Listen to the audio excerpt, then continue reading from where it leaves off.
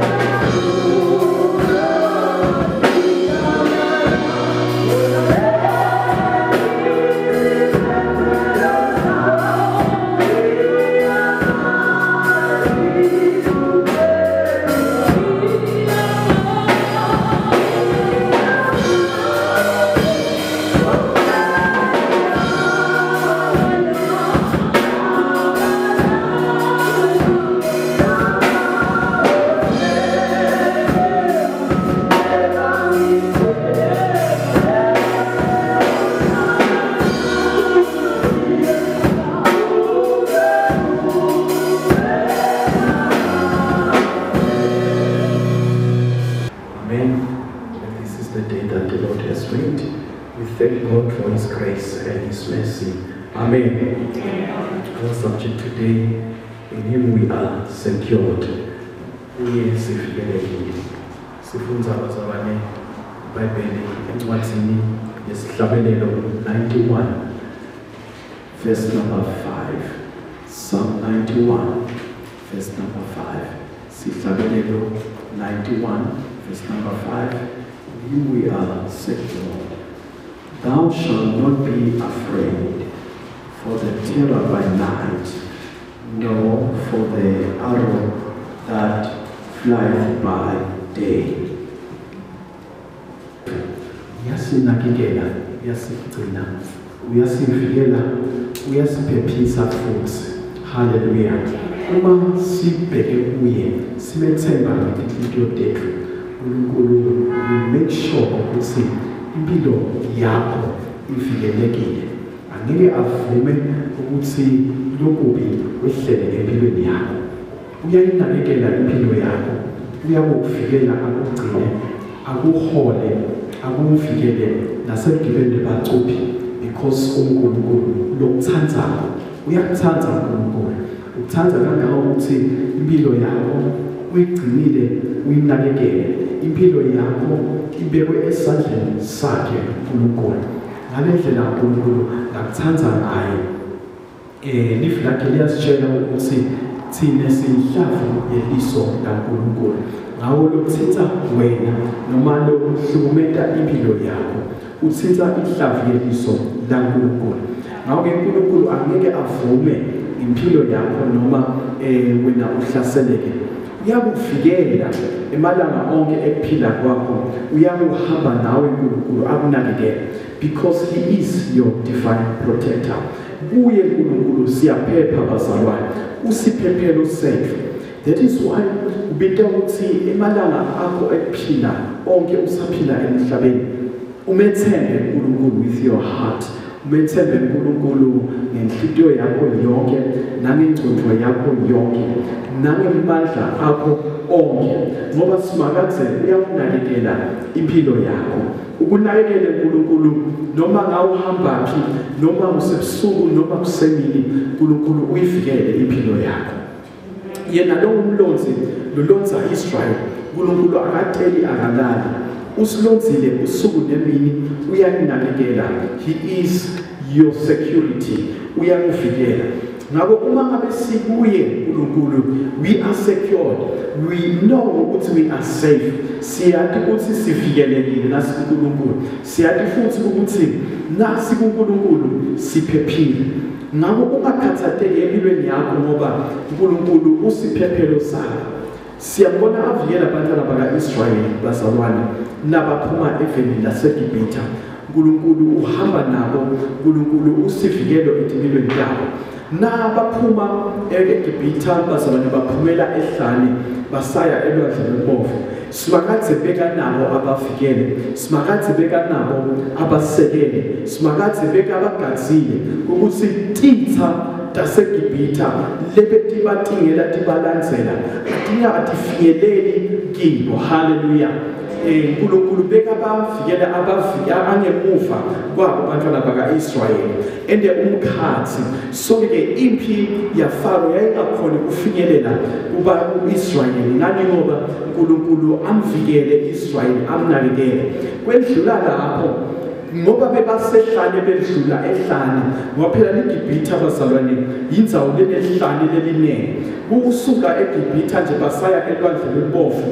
vele bahamba ehlane lesiyathi bazalwane indzawo leshisa kakhulu lilanga lakhona liyaphinda kakhulu uNkulunkulu kodwa wabavikela lapho waba ngumtfuthi wabo emini haleluya wabavikela ukuthi ilanga lingabashisi yebo asesikhulume ngalokushisa kwelanga sikhulume nangempilo yasehlane mhlambe empilweni yakho kunetimo letitsite letikhona in your life letingafanana nehlane letingabatimo letitawushisa tishise njengelanga lasehlane kodwa kuthatheka in your life yathi kahle ukuthi noma ukuleso simo leso lesishisako sasehlane lapho kunelanga lelibhavula ngendlela lematima uNkulunkulu usivikelo sempilo yakho ungumtfuthi wakho nasehlane haleluya kumele ukuthi ube nesibindi kuye uNkulunkulu ngoba simakathe utawuyiphephisa impilo yakho makabonge simakathe njengoba uNkulunkulu wavikela Israyeli ukuthi titha takhe letikemaGibhithe lebetimtingela tifuna kumthumba timbuyisele emuva evele kuthunjwa evele kuhlupheka nelegcilateka simakathe wabalibonza emkhathini wa-Israyeli nempi yaseGibhithe wabasivikelo wenasiqiniseko uNkulunkulu ukuthi titha atifinyeleli ku-Israyeli simakathe uyakwenta lokhu nanamuhla empilweni yakho lapho khona titha titingela impilo yakho noma ngetitha tikulandzela tisemva kwakho titha tifuna kugola impilo yakho simakathe uyivikele impilo yakho ngeke titha tifinyelele empilweni yakho in Jesus name ngoba kuye uNkulunkulu siyaphepha nalapho khona sedlula ebusuku khona lapho kumnyama khona ngoba siyathi ukuthi ebusuku akukaphephi uneni lokungenteka ebusuku nawuhamba ebumnyameni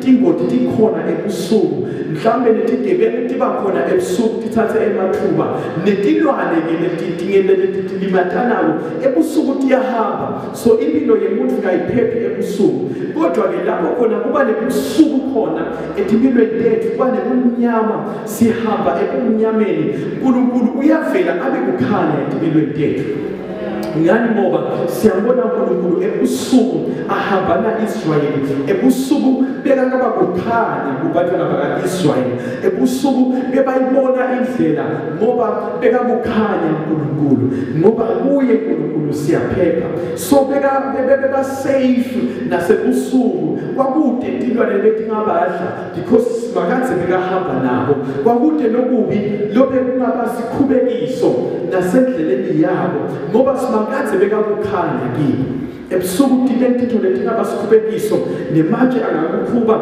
noma tinto letiboshiwe endleleni ukuthi kube uwe kodwa ngoba uNkulunkulu usivikelo sethu uyakhanyisa indlela yakho nalapho khona wedlula ebumnyameni. Ingakho Davida asho emagama lawasho evela kuNkulunkulu ukuthi noma ngihamba esigodini esinethuthi lekufa angiyesabi lutho lolubi ngoba uNkulunkulu usibinyele bazalwane ngeke sesabe lutho lolubi. Uyaselusa uNkulunkulu uyasivikela futhi usibambile uNkulunkulu ngesandla sakhe lesinemusa usigcinile futhi ensenzeni yesandla sakhe. Igama laNkulunkulu malibonga.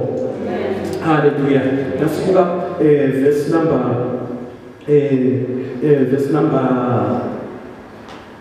10 kuye eMahumbo 91 Hlabelelo 91 verse number 10. There shall no evil befall thee, neither shall any plague come night thy dwelling. Amen. Verse number 10. Ngeke wehlelwe yimasho nesifo ngeke futhi sisonzele ekhaya lakho. Yeni ngoba uNkulunkulu usivikele. Ngeke uNkulunkulu avume isebo sokuthi uvikelekile. Emashwa akanalungelo in your life. Emashwa yini? Emashwa ngemabhadi noma emashwa into letikabi letenteka empilweni yethu. Uma ngabe uNkulunkulu wena wethembekile kuye, umethemba, umthanza futhi uqotho, ulungile, ungcwele, ukholwa livi lakhe, uthandaza futhi ulidla lelivi laNkulunkulu, indlela yakho ibe nilelungile emehlweni kaNkulunkulu. Simakathi angeke avume ukuthi emashwa ehlele endlini yakho, emashwa ehlele empilweni yakho, inkinga tifike ngalokuningi empilweni yakho. Simakathi uyakuvikela utotonke lento thitho lento. Makabonge simakathi endlini yakho kuyaba khona impumelelo, endleleni yakho futhi kuyaba khona ukuvikeleka lapho ubeka inyawo lakho khona noma ngakuphi la ukhona khona. Uthi ke uNkulunkulu lapha evini lakhe ngisho netifo uyakuvikela into ukuthi tingefiki empilweni yakho. Simakathi usivikelo sethu. Yebo kubita kona kubethemba uNkulunkulu bazalwane, kubita kona kwathi ukuthi sivikelekile ngoba uNkulunkulu ungumpheme wekuphephela kwethu. Igama lenkosi mabonga. Bathandekayo lapho khona abantu khona behlelwa ngemashwa noma inkinga noma inhlupheko. Lesinye isikhathi kuyenteka ukuthi tehlela lifika lento uma umuntu asukile in the presence of the Lord, asukile ekukhoneni kaNkulunkulu. Therefore bese sekuthi letinto lamashwa netinkinga uthola indlela yokungena. But ke uNkulunkulu uyasivikela bazalwane noma ngabe inhlupheko dalabalungile tibanenge. iBhayibheli liyasitshela ukuthi dinenhlupheko dalabalungile kodwa simakaze kubakhulula kuto tonke. So what do we understand by that word? Ukuthi noma ngabe letinhlupheko noma ngabe letinkinga noma ngabe lemicibisholo lentshuzako nako konke lokuthunyelwa against us ufika ukuthunyelwa kithi ngokuthi uNkulunkulu He is our security. We get in security. We see a paper. Hallelujah. All these things are giving now a mantra.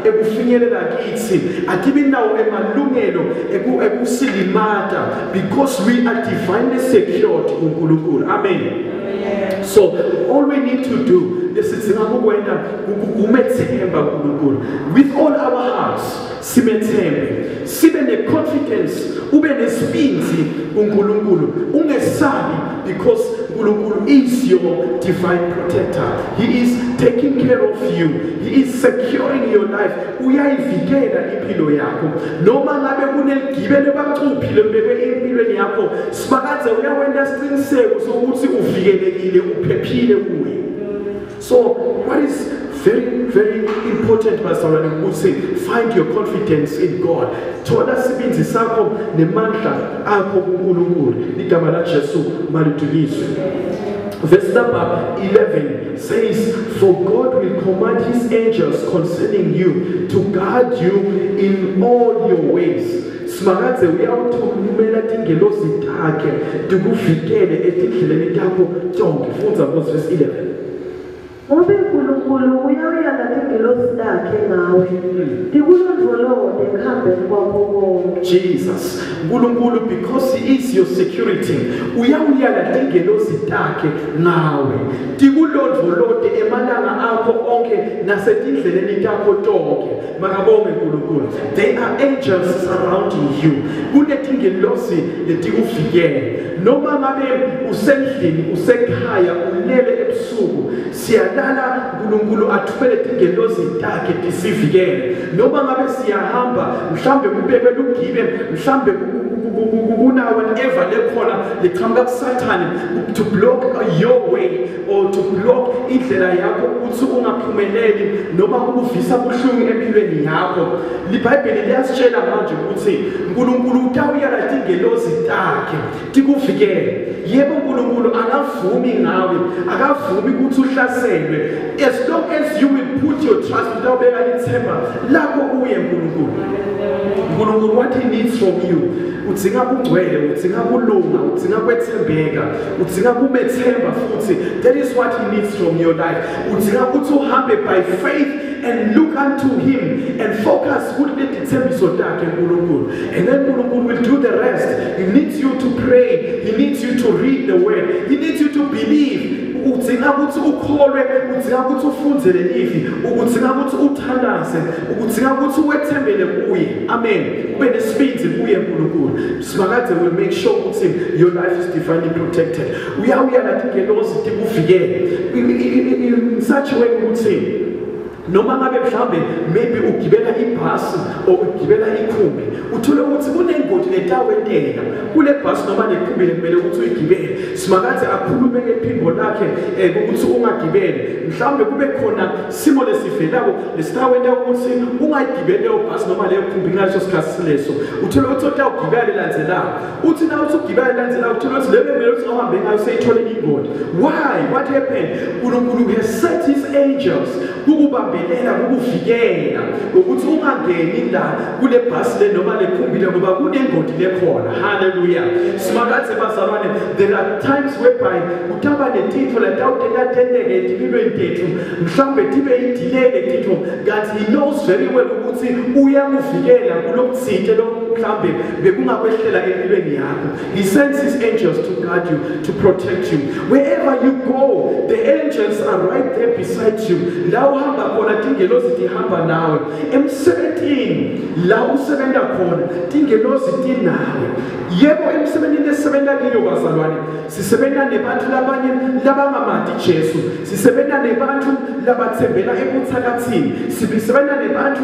labanetishwana tabo kodwa uNkulunkulu uyakuvikela kibo bona labo bantu labo noma ngabe mhlawumbe uthola ukuthi emsebenzini wenda kahle belungu bakho sebakuthanza bayakujabulela baze bakuphakamise nasesikhundleni bakhuphulele etulu bese ethi labo bantu labangamethembi uNkulunkulu labangamandi uNkulunkulu labathembela ebuthakathini nalabathembela etithweni tabo then they will rise against you mhlambe bakuthakathe bakuloye mhlambe bafise impilo yakho ukuthi ingahamba kancane mhlambe bakhulume emagama lamabi nempilo yakho ukuthi ngeke waphumelela iBhayibheli liyasitshela ukuthi ngoba uNkulunkulu uyawuyala tingelosi takhe tisivikele lokusho ukuthi letingelosi taNkulunkulu tikugadzile nasemsebentini tikugadzile babeka lugibe ukuthi ungedluli la tikugadzile babeka imikhwebo ukuthi nakenza la uyawuthatha lo mkhwebo uyagula uyafa tikugadzile tingelosi taNkulunkulu ukuthi kungenteki lo why ngoba wena you find uNkulunkulu umthola uNkulunkulu ayishelter noma aluphahla lwempilo yakho asivikelo ayirefuge yempilweni yakho ligama la Jesu mantuyiswe all that you need to live by faith bazalwane and pray always and fear no evil. I like magama la Queen David ukuthi athi I will fear no evil. Angiwesaba lokubi. Ungabesabi bathakathi because the God who is with you lo uNkulunkulu lo ngakuwe lo sivikelo sakho mkhulu kunebathakathi eveni. Lo uNkulunkulu lo kuvikele lo ngakuwe mkhulu kuna Satan lo seveni. Hallelujah. So you will make sure ukuthi he will hold you and ungesabi lutho. Emambo 111 verse number 7 the Bible says he will have no fear of bad news. His heart is steadfast and trusting in the Lord. Isibili laNkulunkulu uloyo wethembela kuSimakathe angeke aze esabe, angeke futhi esatshiswe letindzaba letibhlungu noma letimbi. Ligama laNkosi malidunyiswe. Ngeke asabe tindzaba letimbi, inhliziyo yakhe iyawusima ngesibindi amethembe uNkulunkulu. Siyefana bazalwane. So uma ngabe umethemba uNkulunkulu, look here in your life, uma ngabe laba khuluma emagama lamabi concerning your life, mhlawumbe bakhuluma tiqalekiso against you, but when you are trusting the Lord, wena ungcwele, wena ulungile, wena uhamba la endleleni yaNkulunkulu ngekuqaphela, awuyiwesaba lutho lolubi, awuyiwesaba emagama ekuqalekisa, awuyiwesaba emagama ebuthakathi, awuyiwesaba emagama lakhulunywa empilweni yakho ekukwehlulekisa, because you know very well ukuthi sibindi sami sikuNkulunkulu, emandla ami akuNkulunkulu, iprotection yami ikuNkulunkulu. No harm shall befall you in Jesus' name. Many times I've said to you, Bazalwane, and I even say even now, because I don't fear buthakathi, because sibindi sami sikuNkulunkulu, because ngiyazi ukuthi uphepha kwami liphephiswe uNkulunkulu. I know very well ukuthi the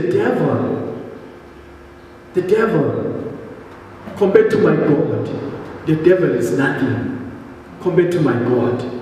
Amen. Nkulunkulu lophila kini unasathane lophila eveni. Yingakho ngingabesabi buthakathi, because I am sure and I am confident ngale protection lenginayo kuNkulunkulu.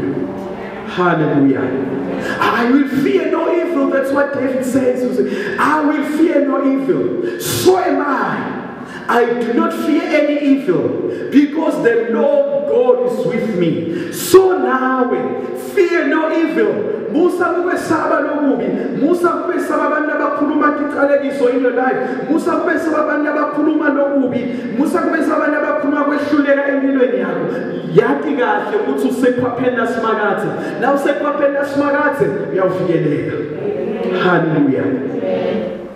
But the moment utasuka ekhwapheni laSimakathe, they will speak curses empilweni yakho, they will speak kwehluleka empilweni yakho, because awusekho phasane divine security.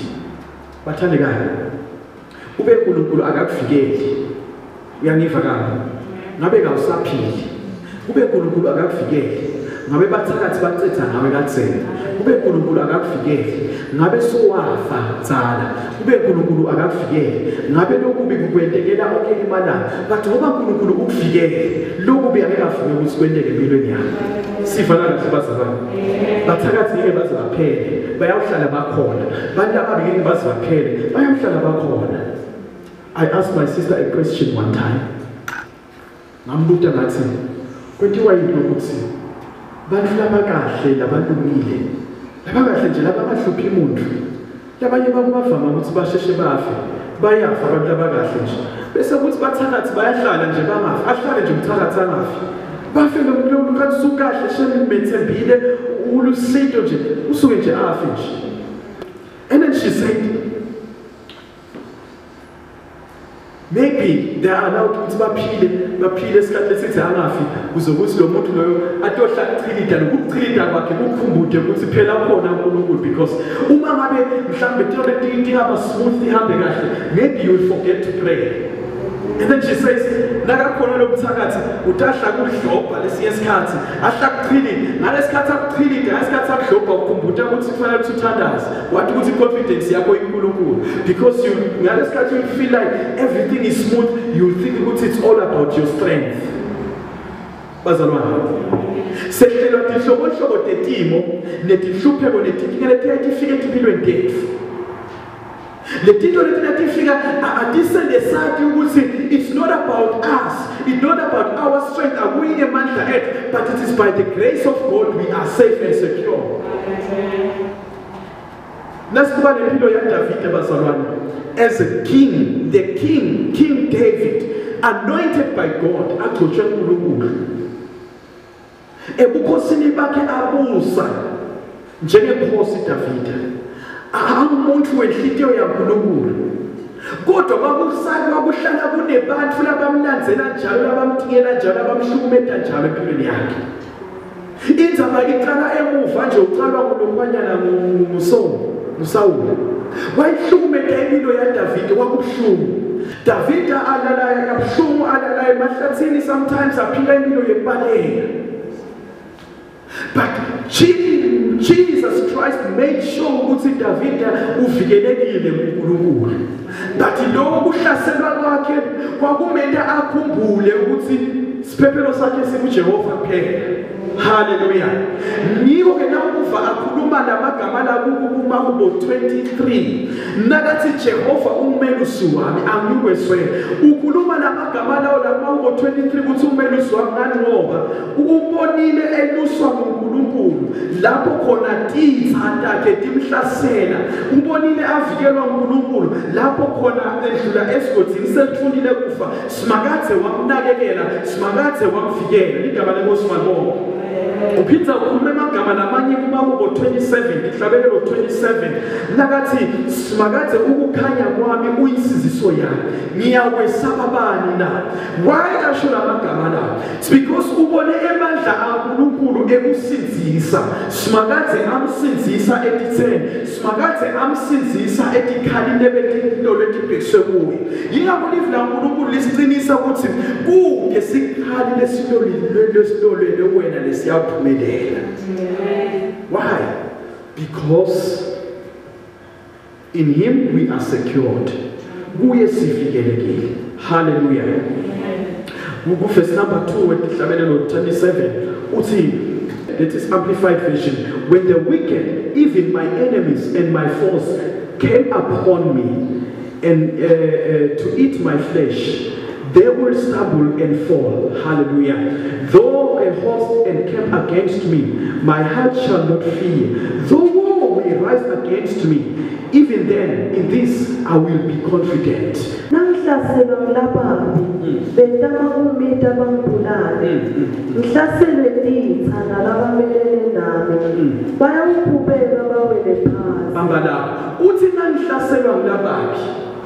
Betama kumita nangihlasela ngabamelene nami betama kumbulala whatever they want to do against me betama kumidla uthi ke bayawukhubeka bawele phansi ukushiso yiDavide lo ukushiso ngune security lesinayo kuNkulunkulu ukuthi nalaba bebamhlasela angeke baze baphumelela empilweni yami kumhlasela bayawukhubeka bawele phansi noma ngabe bangatama kumita ngeke baphumelele lokubi labakwendayo. Verse number 3. Noma ngavinjelelwa yimpi inhliziyo yami ngeke yesaba. I like that ukuthi noma ngavinjelelwa yimpi inhliziyo yami ngeke yenenjani angeke yesaba. Ayesabile nenhliziyo ngoba wathi kahle ukuthi kuphepha kwakhe kuNkulunkulu simakathe umvikele. Jesus bekuthi noma litha lingangihlasela lokho ngiyawuhlala nginethemba kuNkulunkulu. Noma letitha tingangihlasela kodwa mina ndawuhlala nginethemba kuNkulunkulu. Yes, ubita kumethemba kuNkulunkulu bazalwane. Ku-understand ukuthi si divinely secured noma sivikelekile kuye uNkulunkulu. Bita ukuthi simethembe uNkulunkulu. Siyawuhlala sinethemba kuNkulunkulu. That is what David was saying ukuthi noma ngingahlasele kodwa ndawuhlala nginalethemba. Kulabo labanalethemba ke la kuNkulunkulu bayalonzeka, bayavikeleka, bayaphepha. Amen. Semba Jehova wena ngayo yonke inhliziyo yakho unganciki emandleni akho methembe kuNkulunkulu etimeni tonke uNkulunkulu uyakuvikela angeke wesabe lutho ngoba uNkulunkulu ukuvikela. Incwadi Yedaka 23 verse number 24 the Bible says when you lie down you will not be afraid, when you lie down your sleep will be sweet.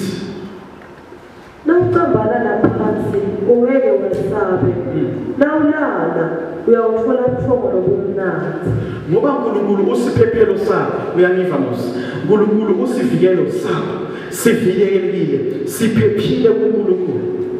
Now Solomon uthi la nawucambana laphansi angeke wesabe Nawulala uyawulala kamnandi. Your sleep will be sweet.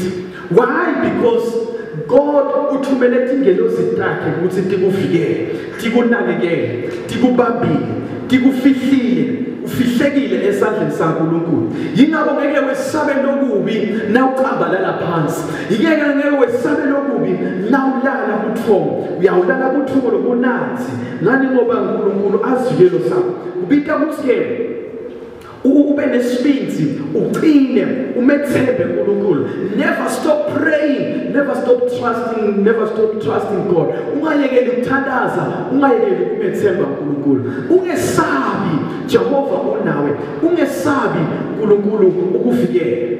Asithi amen. What Hebrew chapter number 13 verse number 6. The Bible lithi siyawusho ngesibindi ukuthi uNkulunkulu ungumsindi wethu, angiwesaba kude futhi umuntu lo ngangenta lokubi. Yini umuntu la ngangenta khona?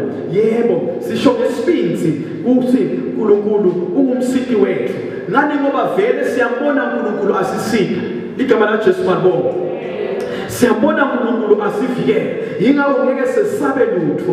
Kude umuntu lana kwenda kithi uma ngabe sibheke uNkulunkulu sekuthembele kuNkulunkulu. Noma ngabe bangafisa lokubi, noma mhlambe bangazama kusendela lokubi, but lokubi njengoba uNkulunkulu asigcinile asivikele ngeke kufinyelele kithi.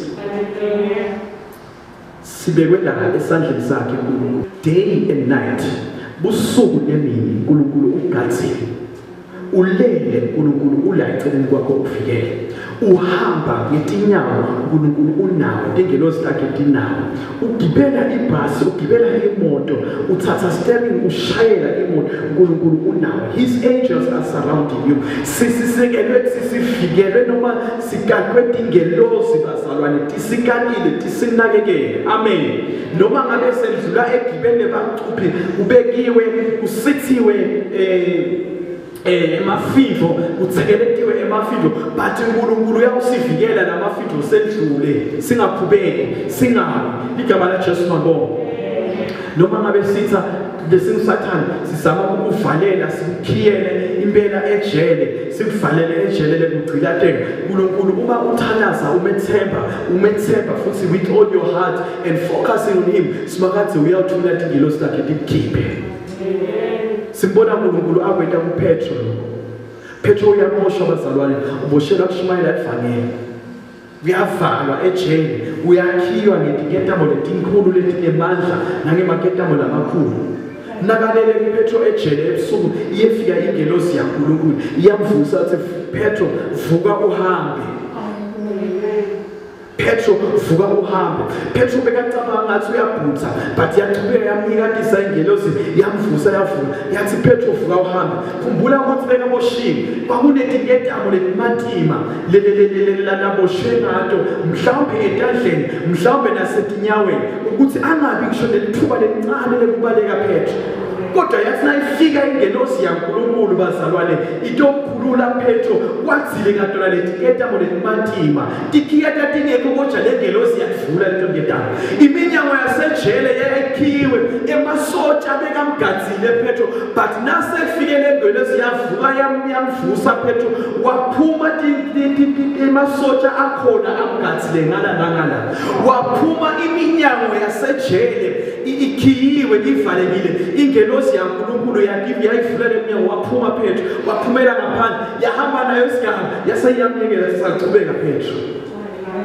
Petro bengathi uyabhutha, kanti it was for real. What does that tell us bazalwane? It tells us ukuthi uNkulunkulu noma ngabe sathana ngazama ukufaka ejele legcilateka, but simakadze na umethemba, uthandaza, ufunza life lakhe uNkulunkulu. Tawuthumela ingelosi lakhe uNkulunkulu. And nakathi thumela ingelosi, they will open those chains. Ditawuvula leto tingetamo leto, tiyavula leto tingitsi letikhiyiwe in Jesus name. Hallelujah. Lapho khona athi sathane ucedzile ngawo sokuvalele, afike uNkulunkulu avule iminyango, afike uNkulunkulu akuthulule. Igama la Jesu malibonga.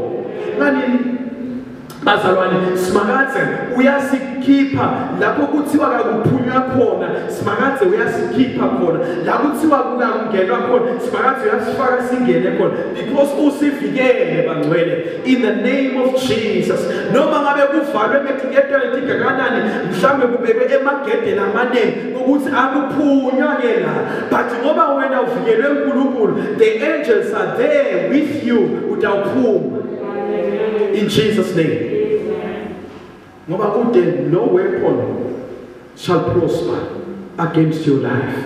Jesus. Kude lokudakwetekela nguphi? Incwadi yaPetros akho sekucala, this is our last verse number 3, chapter number 3, verse number 13. iBhayibheli lisitshela kona lokho ukuthi lencwadi yaPetros ukuthi kude lokubi lokuyakwehlela uma ngabe wena wetala okuhle, uma ngabe wena wetala okulungile. uNkulunkulu uyakuvikela konke lokubi ngoba wena lokulungile. What does the Bible tells us here? iBhayibheli lisitshela ukuthi umele ukuthi ke irole yakho wena lokulungile emehlweni kaNkulunkulu. Amen. For you to enjoy the safety, for you to enjoy the protection, for you to enjoy the security, you need to be righteous, you need to be in right standing, you need to be holy, you need to be focusing on God's word. You need to pray. Don't stop praying. Don't stop reading the word. Don't stop trusting. Don't stop living by faith. If you have faith in God, you shall be protected. If you have faith in God, you will be secured. You will be secured. You will be secured. You will be secured. Okay. Jehovah, Jehovah, uyakubamba. Jehovah, uyakusekela. Jehovah, utawuyela tingeno zidake tikugadze. Jehovah, uyawuyela tingeno zidake ukuthi tikugenze. Jehovah, uyawenda isiqiniseko sokuthi unawe emalanga ligama lenkosi mabongo. Uyawunyathela tukakuficela, uyawunyathela tukwetinyoka, uyawenza lapho emabhubesi khona, emabhubesi angayukwenta lutho lolubi empilweni yakho. Uyawunyathela tukwetinyoka tingakulumi, ngani ngoba uvikelwe, usekelwe uNkulunkulu. Let us get up and pray in Jesus' name. Amen. Thank you, God. As we pray together as a right start and in the name of Jesus Christ.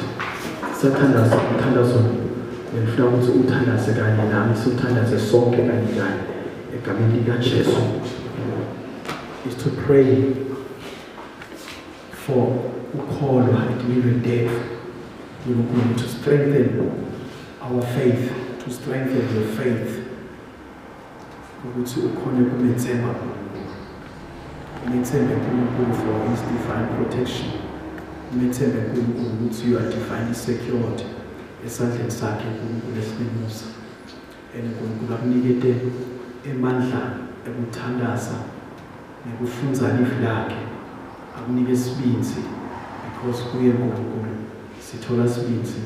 He is our confidence, siphephile kuye. I want us to pray ukuthi nawe ucele uNkulunkulu ukuthi aqinise ukukholwa in your life.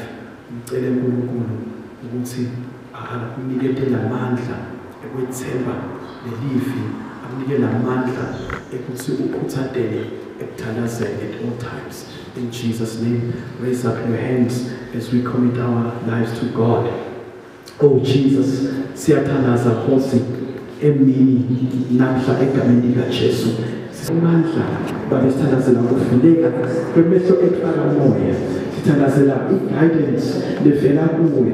Sithandazela for the strength of our faith, oh God. In the name of Jesus, teach us, Jesus, to trust you. Teach us not to rely but oh God. Strengthen our faith, Lord, and build us by the Give us the courage, Jesus, to stand firm in faith. No matter